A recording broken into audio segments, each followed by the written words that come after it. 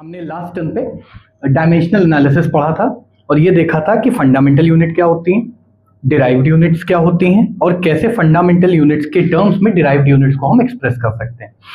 हम लोगों ने होमोजेनिटी भी पढ़ी थी कि किसी इक्वेशन में प्लस माइनस के दोनों तरफ सेम डायमेंशन होने चाहिए और इक्वल टू के भी दोनों तरफ इक्वेशन में सेम डायमेंशन होने चाहिए। ठीक है, प्लस माइनस के भी और इक्वल टू और दोनों साइड सेम आना चाहिए। मल्टीप्लाई डिवाइड कोई भी डायमेंशन किसी भी डायमेंशन से करे जा सकते हैं। आज हम लोग तो पहला तो हमने जो यूज पढ़ा है ना, यूजेस की बात करते हैं हम लोग। तो यूजेस ऑफ डायमेंशनल एनालिसिस की अगर हम बात करें तो पहला यूज तो होता है टू चेक। क्या चेक करते हैं? Whether an equation is dimensionally correct और नॉट। एक इक्वेशन सही हो सकती है, ये चीज हम कैसे चेक करते हैं? यूजिंग डायमेंशनल एनालिसिस, जो हमने ऑलरेडी देखा था। एग्जाम्पल है v equals u plus A T. बहुत सिंपल सा एग्जाम्पल उठाया है, ठीक है ना। v इज स्पीड, हमको पता है। इसके डायमेंशंस क्या होने वाले हैं? L T minus one. Square bracket का मतलब हम डायमेंशंस की बातें कर रहे हैं। u स्पीड होने वाली है तो इसके डायमेंशन होने वाले हैं एल टी माइनस वन। और ए टी इज एक्सेलरेशन, तो एक्सेलरेशन होता है L T minus two. Already हम लोग ये देख चुके हैं। और टी टाइम होता है, तो L T minus two into T हो जाएगा एल टी माइनस वन। सो ये L T minus one plus minus के इस तरफ दोनों चीजें सेम है, इक्वल टू के भी दोनों तरफ सेम चीज आ रही है, यानी ये इक्वेशन डायमेंशनली करेक्ट है। अब एक लिमिटेशन है, एक ड्रॉबैक है, और वो ड्रॉबैक क्या है कि अगर मैं इसी इक्वेशन में 2v 3u और हाफ at लिख देता तो भी इक्वेशन डायमेंशनली क्या आती? करेक्ट आती। क्यों? क्योंकि 1 2 3 4 ये जो नंबर्स होते हैं, पाई हो गया, all these natural numbers, these real numbers, these are all constant and dimensionless constant. Constant dimension वाले भी हो सकते हैं, जैसे कैपिटल जी हम लोगों ने पढ़ा था, है ना। प्लैंक्स कांस्टेंट हमने पढ़ा था, स्पीड ऑफ लाइट हमने पढ़ी थी। तो ये सारी के सारे क्या है? डायमेंशन वाले कांस्टेंट है, डायमेंशनल कांस्टेंट्स। और ये जो नंबर्स हैं, these are all dimensionless constant. यानी कि इस केस में हम ये चेक नहीं कर सकते हैं कि इक्वेशन एक्चुअली सही है कि नहीं। हम केवल इतना बता सकते हैं whether the equation may be correct और नॉट। ये समझ में आया? ग्रेट। आज हम लोग पढ़ेंगे डायमेंशनल एनालिसिस का दूसरा यूज, जो कि है टू डिराइव। क्या डिराइव करते हैं हम लोग? फॉर्मूला। बिना किसी चैप्टर के बारे में बहुत इन डेप्थ नॉलेज रखे अगर हम ये चीज डिराइव कर पाए कि कोई फॉर्मूला क्या होगा, तो डायमेंशनल एनालिसिस का बड़ा अच्छा यूज हो जाएगा। ठीक है। और वैसे भी ये चैप्टर मैं बहुत स्ट्रिक्टली फॉलो करने को शुरुआत में नहीं कहता हूं, बिकॉज अभी आपने बहुत सारी चीजें नहीं पढ़ी हुई हैं। तो चलो देखते हैं क्या होना है। तो मैं एक आपको एग्जाम्पल देता हूँ, बड़ा कॉमन है, स्कूल लेवल पे तो बहुत कॉमन है क्वेश्चन, बट कॉम्पिटिटिव पे भी आ सकता है। ठीक है। सो हम लोग क्या बात करने वाले हैं अभी? हमको पता है, वी नो दैट, ये मैं लिख रहा हूं यहां पे, वी नो दैट, पता नहीं कहां से, बट हमको पता है दैट अ पेंडुलम, पेंडुलम हम सब जानते हैं, वो स्ट्रिंग में एक बॉल बॉब बांध करके उसको ऐसे ऐसे झुला दिया जाता है, राइट। पेंडुलम होता है वो, सिंपल पेंडुलम। तो किसी भी सिंपल पेंडुलम का जो टाइम पीरियड है, यानी अगर एक पेंडुलम को हम ऐसे थोड़ा सा शिफ्ट करते हैं, उसको छोड़ते हैं, तो वो ऐसे वापस आएगा, फिर इधर जाएगा, फिर आएगा, फिर इधर जाएगा, एक सेट टाइम पीरियड में करेगा काफी देर तक। उसके बाद फिर डैम्प होने लग जाता है। डैम्पिंग मतलब उसका टाइम पीरियड चेंज होने लगता है। तो ये इधर तक आएगा, फिर इधर जाएगा, है ना। ऐसा होता रहेगा लगातार। ये किन किन फैक्टर पे डिपेंड करता है? The time period, capital T, हमने कैपिटल टी से टाइम पीरियड दिखाई, डायमेंशन नहीं है। डायमेंशन होता तो ये क्या होता? स्क्वायर ब्रैकेट में होता। तो भैया ये कह रहा है कि जो कैपिटल टी है ये किस किस चीज पे डिपेंड करता है? Depends on the length of the Bob. तो सबसे पहले तो एक डायग्राम हटा लेते हैं, है ना। ये तो सिर्फ आपको दिखाने के लिए था, बड़ा सा एक पेंडुलम बना लेते हैं ताकि आपको अच्छे से पेंडुलम भी दिखता रहे। ये एक रिजिड सपोर्ट है, यानी ये हिल नहीं रही है, छत एकदम फिक्स है, रिजिड सपोर्ट है, राइट। ये पेंडुलम है हमारा, जिसका मास है स्मॉल m। तो टाइम पीरियड जो है वो m पे डिपेंड करता है, ये हमको पता है। किस पे डिपेंड करता है? m पे। ऐसा हमें लग भी रहा है, करता है कि नहीं करता है हम निकालेंगे अभी।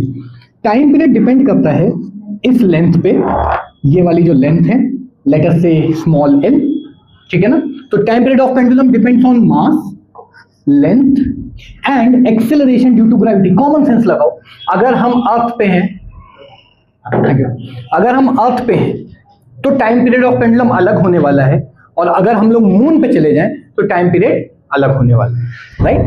ऑब्वियसली कॉमन सेंस, ठीक है, बट चेक करेंगे उसको हम लोग। तो ये जी पे भी डिपेंड करता है, यानी ये इन 3 क्वांटिटीज पे डिपेंड करता है। तो जो क्वेश्चन है वो ये है that time period of a simple pendulum depends on the mass of the Bob, length of the string.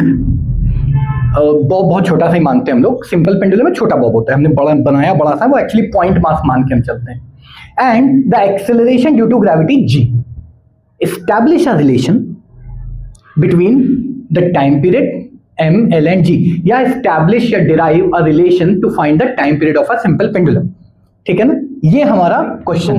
चलो इस क्वेश्चन को किस तरह से टैकल करना है, क्या करना है, तो हमको पता है कि अगर इन इन्हीं फैक्टर पे डिपेंड करता है, तो हम सबसे पहले तो लिखते हैं that this time period is proportional to m की पावर a, l की पावर b और g की पावर c। इसमें कोई प्रॉब्लम?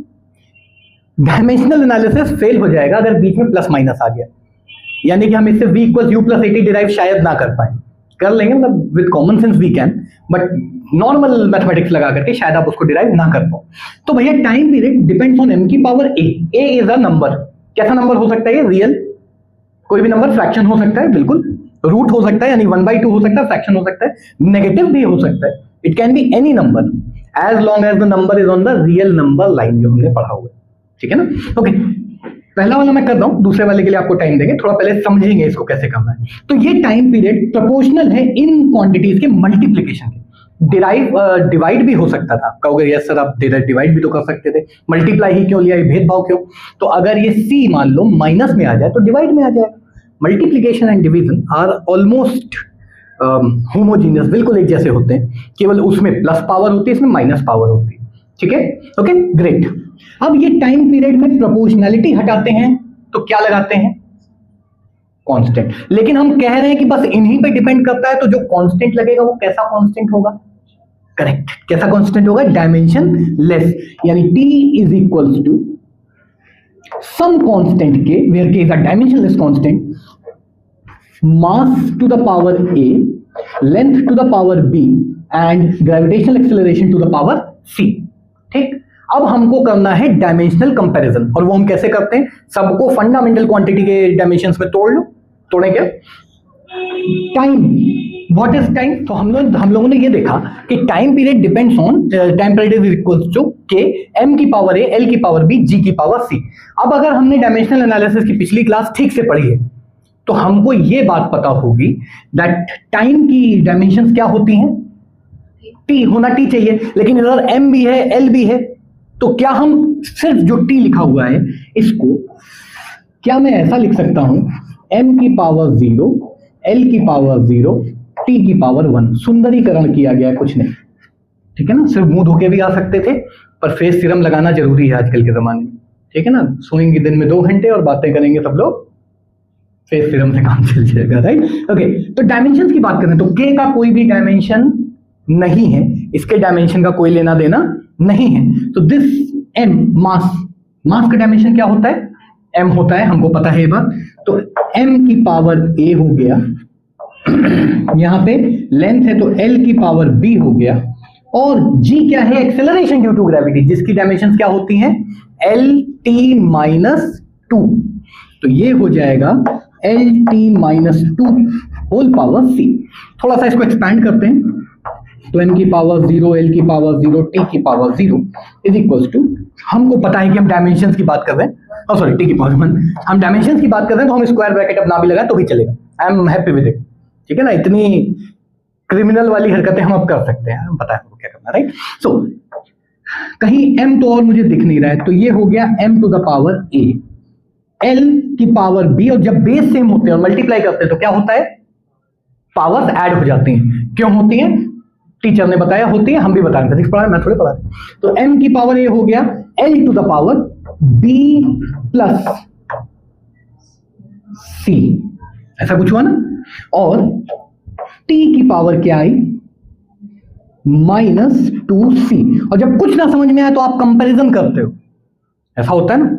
कंपेयर करें तो m की पावर कंपेयर करो तो a मेरे पास आ गया 0, L की पावर कंपेयर करूं तो B आ गया माइनस C के बराबर, और अगर मैं T को कंपेयर करूं तो C आ गया -1/2, और अगर C -1/2 है तो B कितना हो जाएगा, वैल्यू रखो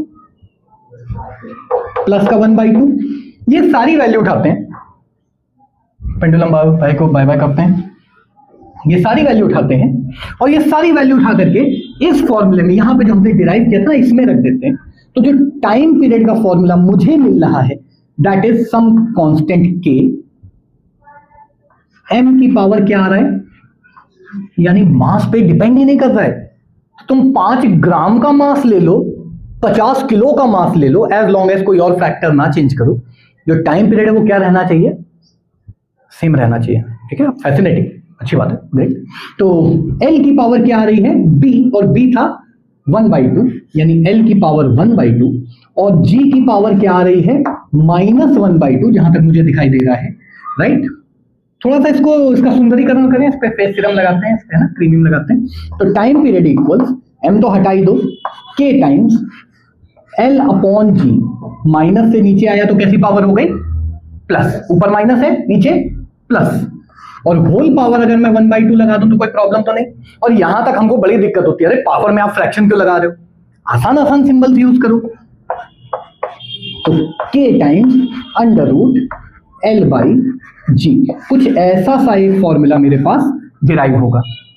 ठीक है, अब कहोगे सर ये सही है कि नहीं, तो भैया इतना हम पे भरोसा आपको करना पड़ेगा कि ये फॉर्मूला सही है, और इस k की जो वैल्यू, k आपको याद नहीं रखना 11th में, अभी आप 11 में, अभी थोड़ी ना याद हो जाएगा, और 2-3-4 महीने बाद आपको याद रखना पड़ेगा। मैं कहता हूं भी याद कर लो, एक फॉर्मूला है, टोटल 20-25 फॉर्मूले हैं, राइट, जो याद रखने हैं, और बाकी हम डिराइव कर सकते हैं। तो इस k की वैल्यू आती है 1/2π। ठीक है, अब ये 1/2π है कि 2π है, ये आप चेक कर सकते हो क्या डायमेंशनली, ये आपका टास्क है, नहीं कर सकते हो। ठीक है, सो अभी फिलहाल क्योंकि हम 11 में जस्ट आए हैं, तो 2π है कि 1/2π है, हम इसके चक्करों में नहीं पड़ेंगे। हम एक चीज याद रखेंगे that this constant k must be there. ठीक है, ऐसा होता है फॉर्मूला, राइट। सो इसको प्लीज आप एक बार देख लो, गो थ्रू करो, नोट करो, फिर इसका नेक्स्ट क्वेश्चन पे हम लोग चलते हैं। तो हमने एक नया क्वेश्चन लिया है अभी, बिल्कुल ऑलमोस्ट सिमिलर क्वेश्चन है, पर ये क्वेश्चन लोगों से हो नहीं पाता है, पता नहीं क्यों, क्योंकि लोगों को लगता है बहुत कठिन क्वेश्चन है, और इसलिए कठिन क्वेश्चन है क्योंकि ये मैंने जो क्वेश्चन निकाला है ये 2023 मेंस का है। ठीक है ना, जेईई मेन का है, और बहुत आसान क्वेश्चन है, ये इजियर वाले पार्ट में आता है। अब क्वेश्चन देखते हैं क्या कह रहा है। क्वेश्चन कह रहा है the speed of waves on the water surface, जब पानी में कुछ फेंको, है ना, मान लो किसी को नया फोन मिलता है, उसको हम पानी में फेंक दें, ठीक है, तो फिर वेव्स बनेगी पानी में, फेंक तो तुम्हें भी सकते हैं बट फिर बड़ी खराब वेव्स बनेगी। तो जो वेव की स्पीड है वो कुछ ऐसा दिया हुआ है, ठीक है, वो इन चीजों पे डिपेंड करता है, हमको पता है, और कह रहा है ए, बी और सी की वैल्यू बताओ। गिवन दैट हमको पता है, हमें ये बात पता है कि लैम्डा इज द वेवलेंथ, जो हम 9th में पढ़ के आए हैं, g is the acceleration due to gravity, अब तक याद हो गया होगा, and rho is the density of water, यानी कि पानी की डेंसिटी पे भी डिपेंड करेगा, जितनी ज्यादा डेंसिटी उतनी तेज वेव जाएगी, ऐसा हमको लग रहा है इसके हिसाब से, हो सकता है उल्टा निकल जाए, हो सकता है डिवाइड में आ जाए, नॉट श्योर। ए, बी और सी की वैल्यू बतानी है, और मेरे पास ऑप्शंस हैं बट मैं आपको ऑप्शंस नहीं दे रहा हूं, ठीक है ना। कैसे सॉल्व करेंगे इसको, कर सकते हैं क्या आप लोग, अभी ट्राई करो एक बार सब लोग, है ना, पॉज कर लेंगे, अगर ऑनलाइन कर रहा हूं, आप लोग अगर कर रहे हो साथ साथ तो करते चलो, अदरवाइज चेक कर सकते हो। तो हमको पता है velocity is LT-1 and this is equals to कि depends on, exactly equals to लिखा, बहुत अच्छी बात है।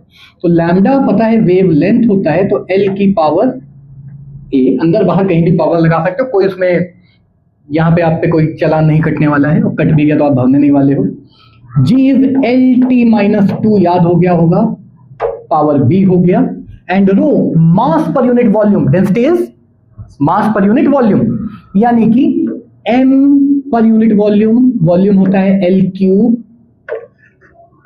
कुछ माइनस के साथ, ऐसा बनेगा, ठीक है ना।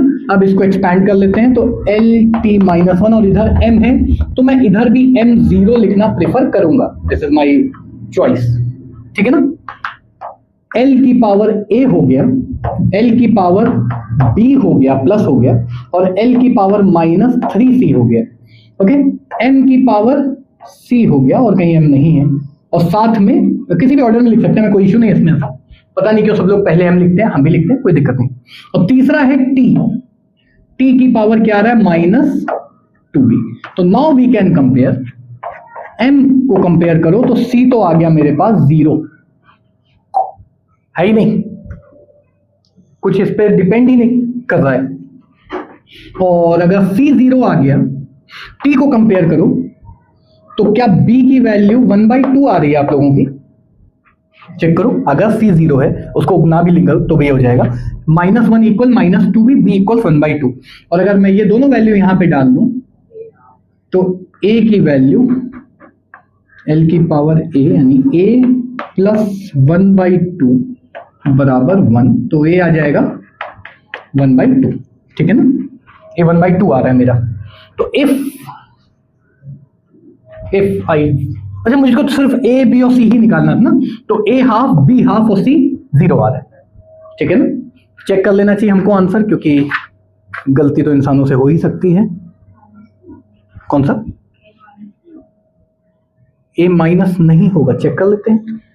देखो a प्लस b, हाँ माइनस नहीं, यहाँ 1 है ना, तो 1 equals a plus b minus 3c, ये तो हो गया 0, b हो गया प्लस का 1/2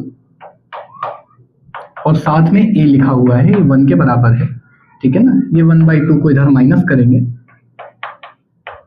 एक में से आधा गया तो आधा बचा, ठीक है ना, सिंपल मैथमेटिक्स। और इसका ऑप्शन जो था हमारा क्या आ रहा है, 1/2 1/2 0, इनका आंसर आ रहा है 1/2 1/2 0, ए ऑप्शन, ए ऑप्शन सही है। मेंस का क्वेश्चन है, बहुत डिफिकल्ट नहीं आते हैं इस चैप्टर से, इजी इजी क्वेश्चन होते हैं, ठीक है। इसी तरह का एक क्वेश्चन और करेंगे क्या आप लोग, एक क्वेश्चन और, फिर हम लोग नेक्स्ट टॉपिक पे चलेंगे।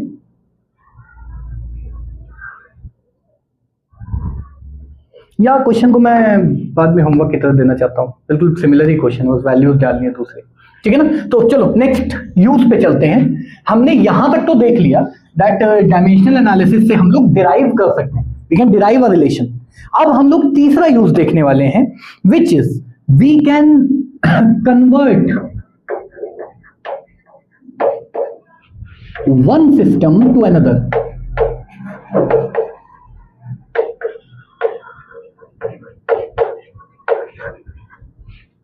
ठीक है ना, one system to another. But ये कन्वर्ट करने के लिए हमको, अच्छा सिस्टम तो हमको पता ही है क्या होते हैं, एसआई सिस्टम पता है। प्राचीन काल में पहले हम लोग वो कपड़ा हाथ से नापते थे, ठीक है ना। अब मेरा हाथ इतना बड़ा, आपका हाथ छोटा था, ठीक है। कंपेयर करो, आपने 4 हाथ कपड़ा नापा, मैंने 1 हाथ कपड़ा नापा, और 1 हाथ का 50 रुपए मिल रहा है मान लो, है ना। मोदी जी तो इतना मिल रहा है, वरना वो भी नहीं मिलता।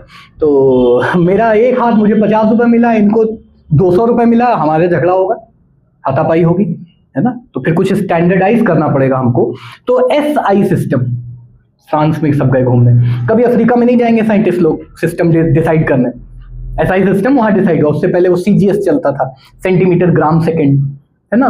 फिर एमकेएस आया, मीटर किलोग्राम सेकेंड, फिर उसमें एमकेएस में कुछ एडिशन हुए और फ्रांस तक गए थे, पैसा लिया था इन लोगों ने, है ना। तो कुछ तो नया लाना था, तो उन्होंने नाम ही रख दिया एसआई, इंटरनेशनल सिस्टम नाम रख दिया उसका, ठीक है। और इतनी मेहनत करके अमेरिकन इसको फॉलो नहीं करते हैं, ठीक है। उनको देखना कभी अजीब अजीब वो होते हैं उनके, खैर अमेरिकन से बात ना करो तो ज्यादा अच्छा है। So when we talk about one system to another, हमको कुछ बेसिक्स पता होने चाहिए कि फंडामेंटल यूनिट, और स्पेशली फंडामेंटल यूनिट में भी स्पेशली लेंथ, मास, टाइम, ये 3 बहुत जरूरी है अभी शुरुआत में, बाद में फिर हमको बाकी भी याद हो जाएंगे। तो लेंथ, मास और टाइम, इनके अलग अलग सिस्टम में क्या होता है। जैसे पहला सिस्टम जो हमारा एस आई या एमकेएस ऑलमोस्ट सिमिलर है, इसमें मास होता है लेंथ होती है मीटर में, मास होता है किलोग्राम में, और टाइम होता है सेकेंड्स में। अगर यही सीजीएस सिस्टम में ले लूं जो पहले इस्तेमाल होता था, ठीक है ना, पहले के लोग पागल होते थे, अब वाले गंवार होते हैं, फर्क ज्यादा नहीं। मास बोल रहा हूं बार बार, मीटर से क्या बन गया, सी, सेंटीमीटर, ठीक है ना, सेंटीमीटर। किलोग्राम से क्या बन गया, ग्राम्स, और सेकंड से क्या बन गया, सेकंड। सेकंड ही था, कभी फर्स्ट नहीं आ पाया है, पता नहीं क्यों सेकंड नाम रखा गया, कुछ होगा, इसकी भी स्टोरी है एक्चुअली अच्छी, है ना। और 1 मीटर में 100 सेंटीमीटर होते हैं। प्लीज ये गलती हमको नहीं करनी, पर गलत बात बोल के गलती नहीं करनी, ये तो हमें याद रखना है। 1 किलोग्राम में कितने ग्राम होते हैं? अरे वाह क्या बात है, 10 की पावर 3 कूल लिखना है, 10 की पावर 3 बोलेंगे, 1000 बोलेंगे तो मिडिल क्लास लगेंगे, है ना। 1 सेकंड में 1 सेकंड होता है तो हमको पता ही है, ठीक है ना। तो चलो कन्वर्ट करते हैं अब हम लोग। किसको कन्वर्ट करने वाले हैं? हम लोग कन्वर्ट करेंगे, बहुत ध्यान से देखना, ठीक है। हम कन्वर्ट करने वाले हैं 1 न्यूटन को डाइन में, ठीक है। अब कहोगे डाइन कहां से आ गई बीच में? शादी तो हुई नहीं, तो डाइन कहां से आई? तो 1 न्यूटन में कितने डाइन? कॉमन सेंस कह रहा है मेरा, Newton is the SI unit of force. तो ये this may be, not must be, मुझे पता है आपको नहीं पता होगा, this may be the what unit? CGS unit of force. So this is CGS unit. तो हमको नहीं पता कि 1 न्यूटन में कितने डाइन होते हैं, ठीक है, हमें नहीं पता है। लेकिन हमको यह पता है कि अगर न्यूटन और डाइन दोनों ही क्या नाप रहे हैं? फोर्स। तो by the principle of homogeneity दोनों के डायमेंशंस, बेस डायमेंशंस या अगर कोई भी डायमेंशन ले लो, क्या होने चाहिए? सेम होने चाहिए। तो चलो कन्वर्ट करते हैं। Late us say 1 newton equals small n number of dyne. बोलोगे कोई दिक्कत तो नहीं इसमें? और न्यूटन को इसकी बेस यूनिट में लेके चलो, बेस फंडामेंटल उसमें डायमेंशंस में क्या होता है? न्यूटन क्या था फॉर्मूला याद करो फोर्स का? Mass into acceleration mLT minus 2, ठीक है, ऐसा कुछ होता है। F इक्वल्स ma, मास होता है m और a होता है LT माइनस 2। तो न्यूटन में mLT माइनस 2, और क्योंकि ये अलग सिस्टम ऑफ यूनिट है तो यहां पे मैं m1 लिख लूं, कोई दिक्कत तो नहीं। इस सिस्टम में 1 है, उस सिस्टम में 2 मान के चल रहे, तो 1 1। ये सिर्फ 1 बेस ये दिखाता है कि ये SI सिस्टम में है, और वहां पे हम 2 लिखने वाले, वो क्या दिखाएगा? कौन सा सिस्टम है? CGS यूनिट है। Okay, so this is equals to n times, dyne भी ऐसे ही होना चाहिए, mLT माइनस 2 में ही होना चाहिए, एंड यहां पे 2 होना चाहिए। कोई दिक्कत तो नहीं यहां तक? हाँ, अब यहां 1 ले लिया, यहां पे 2 ले लिया। ये 1 और 2 क्या दिखा रहा है?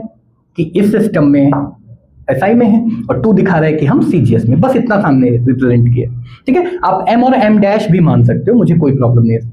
ओके, हमें निकालना है n की वैल्यू की। 1 न्यूटन में कितने डाइन्स होते हैं, तो हमको n निकालना है। और इस n के लिए मैं क्या करूंगा? इसको इधर भेज दें, m1 को m2 से डिवाइड कर दें, L1 को L2 से डिवाइड कर दें, और T1 को T2 से डिवाइड कर दें। कोई प्रॉब्लम तो नहीं यहां तक? एकदम सब बढ़िया चल रहा है, ठीक। अब ये बताओ, SI सिस्टम में m क्या होता है? मास क्या होता है? किलोग्राम। और CGS सिस्टम में क्या होता है? ग्राम। तो क्या मैं यहां से उल्टा लिख लूं, है ना? तो क्या मैं ऐसा लिख सकता हूं, n equals kg upon gram, ऐसा लिख सकते हैं क्या? यहां क्या लिख सकते हैं? Metre upon centimetre. और क्या टाइम को सेकेंड अपॉन सेकेंड लिख सकते हैं? क्या हम इसको सॉल्व कर पाएंगे? 1 ग्राम से किलोग्राम को काटो, कितना आता है? 1 किलोग्राम में कितने ग्राम? 1000। किलोग्राम में ग्राम, किसी भी एक में कन्वर्ट करो, कोई दिक्कत नहीं मुझे। आप किलोग्राम को ग्राम बनाओ, ग्राम को किलोग्राम बनाओ, जो आपको आसान लगे। तो बड़े वाले को छोटा वाला बना लेते हैं। तो this comes out to be 10 की power 3, this comes out to be 10 की पावर 2, और अगर इनको मल्टीप्लाई करें तो n की वैल्यू आती है 10 की पावर 5। यानी कि 1 न्यूटन में 10 की पावर 5 डाइन होते हैं। आज जीवन में शायद most of you have heard about dyne first time, ठीक है ना? पहली बार पढ़ा होगा डाइन। तो जब शादी हुई थी तभी पता है क्या कह रहा हूं? अरे 9th की बातें छोड़ो, अब हो गया 9th गया, you passed away in 9th, कोई दिक्कत नहीं है, ठीक है ना? तो n की वैल्यू निकाल ली, एकदम क्लियर, सब बढ़िया चल रहा है। अब मैं अभी नोट कर लेंगे इसको, है ना? नोट कर, चलो नेक्स्ट क्वेश्चन करते हैं। We have to convert 1 joule into erg. Now joule हमें पता है is the unit of energy या work in SI system, right? And erg may be must be in CGS system, ठीक है ना। तो कैसे कन्वर्ट करेंगे, करो आप लोग, ट्राई करो, साथ साथ करो, मैं अपना करता हूं। जूल क्या होता है, सबसे पहले तो ऐसे मानेंगे, लेट 1 जूल इक्वल्स कोई भी सिंबल ले लो, n अर्ग, ओके, हमें n की वैल्यू निकालनी है, तो n हो जाएगा 1 जूल अपॉन 1 अर्ग, ओके। और जूल को मैं लिख सकता हूं ml स्क्वायर t-2, अर्ग को भी लिख सकते हैं ml स्क्वायर t-2। करते चलना साथ साथ, रुकना बिल्कुल नहीं, बड़ा आसान क्वेश्चन है।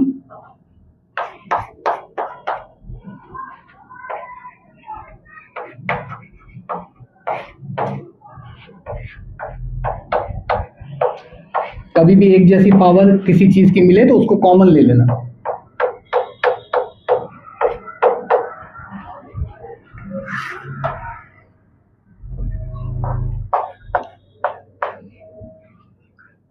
M1 was the SI system and M2 was the CGS system। यहां तक हो गया, आगे क्या आंसर, क्या है, हाँ सही, हाँ सही है, गुड, 7 थाला फॉर अ रीजन है ना। चलो n हो जाएगा m1 यानी कि kg मास अपॉन ग्राम, इसको हम कन्वर्ट कर लेंगे।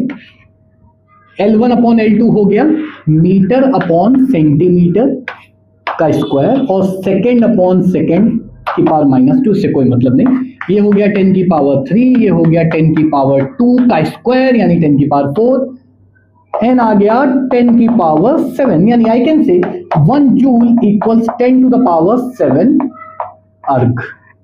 नाउ वी कैन फाइंड, साथ ही करिए थोड़ा सा, now we can find any unit, कोई भी यूनिट डालो, whatever you feel is fine.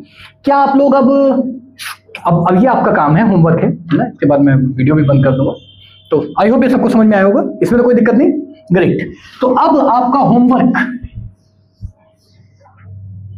For online वाले, आप लोग तो यहीं पे करने वाले हो, है ना।